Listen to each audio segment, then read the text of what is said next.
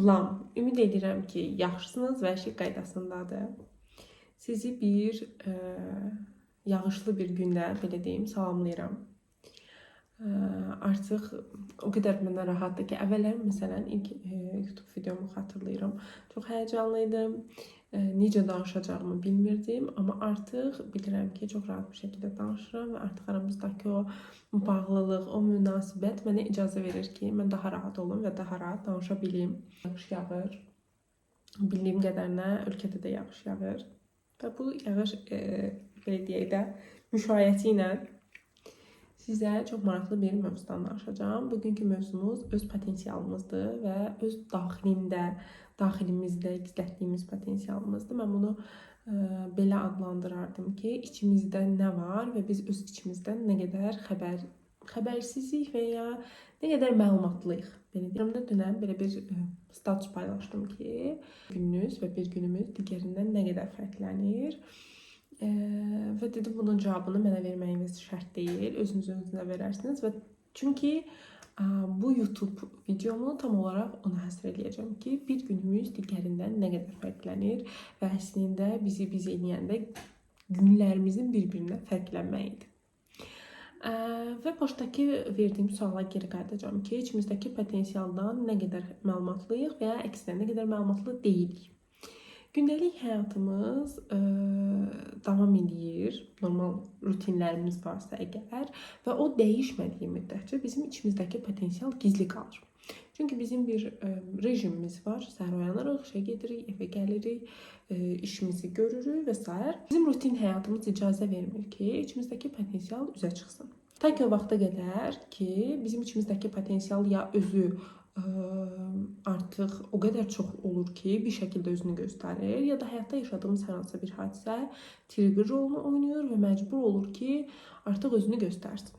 Ya da biz öz daxilimizə dönək baxaq, dayanaq və hansı ki, o yaşadığımız rutindən çıxaq. Bəs ümumiyyətlə potensial nədir? Yəni psixologiya buna necə baxır? Psixologiya deyir ki, bizim tək bu qabiliyyətimiz deyil. Təbii ki, burada biraz bizim təcrübələrimiz, öyrəndiklərimiz bərabərində bir refleksiya var ki, ümumilikdə özünü göstərir. Hansı ki, biz buna potensial deyirik. Amma humanist psixologiya tərəfdarları bunu tam olaraq belə izah edir ki, insanlar tam olaraq özlərini reallaşdırma meylinə malikdirlər və bu bütövlükdə potensial deyil, daha dərin bir versiyasını formalaşdırmaq istəyidir. Bizə başlarda bir rejimdən danışdım ki, hansı ki bir həyat rejimimiz var və həmin həyat rejiminin sayəsində də biz öz potensialımızı görə bilirik. Və psixologiya tarixində bununla bağlı müxtəlif eksperimentlər var. Bu eksperimentlərdən biri də Milgram eksperimentidir. Yale Universitetinin psixoloqu Stanley Milgram tərəfindən həyata keçirilmişdir. İndi həmin eksperimenti tam olaraq alimin adından qısa olaraq sizə oxuyacağam və sonra birlikdə analiz edəcəyik. Daha doğrusu mən eləyəcəm. Sizin də hər hansı bir fikriniz olarsa onu aşağıya yazarsınız. Tam olaraq özünün dilindən belə deyir ki, itaətkarlığın hüquqi və fəlsəfi təsirləri bunun bir çox cəhətdən böyük əhəmiyyəti var. Lakin bunlar insanların əksəriyyətinin konkret vəziyyətlərdə necə davranması haqqında çox şey aşkar etmir. Və Yale Universitetində adi bir insanın sadəcə bir tərcüməçinin əmri ilə başqa bir insana nə qədər ağrı verəcəyini ölçmək üçün sadəcə bir təcrübə hazırladı. Tədqiqat iştirakçılarının güclü vicdan hissini təmiz hakimiyyətlə müqayisə etdi və ümumilikdə hakimiyyət üstünlük təşkil etdi və qurbanların əzabverici qışqırıqları ilə müşahidə olundu. Yetkin insanların bir səlahiyyətli şəxsin əmri ilə hər hansı bir şey etməyə həddindən artıq hazır olması tədqiqatımızın təcili olaraq izahat tələb edən ən vacib tapıntısıdır. Sadəcə işlərini görən, öz başına dəhşətli hərəkətlər etməyən adi insanlar dəhşətli bir dağıdıcı prosesə qoşula bilərlər. Bundan əlavə, çox az insanın hərəkətlərinin dağıdıcı nəticələrini aydın görsələr də, əsas mənəvi dəyərlərində zidd olan bu vəzifələrdə səlahiyyətlərindən imtina etmək potensialına malik olduğu aşkar edilmişdir. Eksperimentin mahiyyəti bundan ibarət olur ki, iki tərəf olur və biri müəllim olur, digəri isə şagird, amma əslində aktyor olur və şagirdin verdiyi hər səhv cavaba görə müəllim ona müəyyən elektroşok verir və burada əsas mahiyyət, eksperimentin mahiyyəti ondan ibarət idi ki, bizim içimizdə müsbət olduğu qədər həm də mənfi potensial var. Amma biz onu necə istifadə etməyimizdən asılıdır. Əslində bu da bir növ aqressiya kimidir. Necə ki bizim içimizdə həm konstruktiv, həm də destruktiv aqressiya var. Önəmli olan o ki, biz onu necə, hansı situasiyada istifadə edirik. Bunun bərabərində həm də biz potensialımızı necə istifadə edirik. Ya onu bastırırıq, ya onu müsbət tərəf olduğu kimi istifadə edirik, hansı ki bu da bizim inkişafımızı dəstəkləyir, ya da onu mənfi tərəfdən digər insanları incitmək üçün, eksperimentdə də dediyi kimi elektroşok vermək üçün istifadə edirik. Bunu analiz etməli olan isə sizsiniz. Çünki hər birimizin potensialı ən çox bizə məlumdur.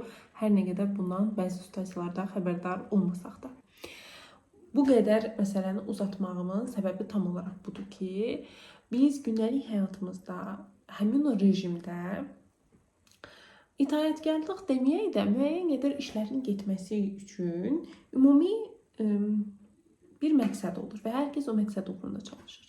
Və bunun nəticəsidir ki, daxilimizdə olan potensial bastırılır. Çünki bizim bir rejimimiz var, bizim bir qaça-qaçımız var və biz ona zaman ayıra bilmirik. Amma ümumilikdə insan potensialı onun istedadından irəli gələn bir şeydir.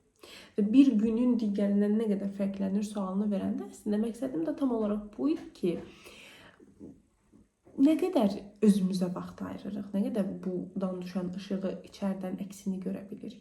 Hər kəs bir şeylər yaşayır, hər birimizin bir sınağı var, hər birimizin bir məqsədi var, bir belə deyək də addımlar var, hansı ki bunun üçün çalışırıq, sonra bu addım bitir, digər bir addım üçün çalışırıq və davamlı bir şeylər etməyə çalışırıq. Amma bu qaça-qaçın içində, bu məqsədlərin, bu hədəflərin içində özümüzün əslində istədiyimiz şeyin nə olduğunu necə tapa bilərik? Bəlkə istədiyimiz və bugün addımladığımız arzu heç bizim arzularımız deyil. Heç bəlkə biz onu istəmirik. Bu çox normaldır, deyilmi?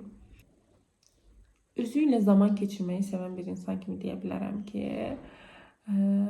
ən çox bu həyatda ehtiyacımız olduğumuz insan məhz özümüzü, öz daxilimizə baxmağımızdır.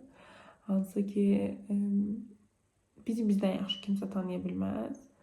Amma bəzən elə ən uzaq özümüz oluruq özümüzə. Bizdən uzaqda kimsə olmur bəzi zamanlarda və bəzi situasiyalarda. Ümid edirəm ki, bu videomda sizin üçün çox məlumat dolu, yararlı və biraz da özünüzə dönə biləcəyiniz bir video oldu.